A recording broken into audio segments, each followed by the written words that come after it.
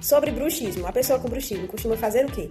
Espirrar muito, ranger os dentes, feitiçaria ou roncar muito? O que é que vocês acham? E essa pergunta já valeu muito dinheiro, viu? E alguém perdeu. Não. Bruxismo não é feitiçaria nem é bruxaria. É uma condição a qual a pessoa deita-se à noite, quando vai dormir, e range os dentes.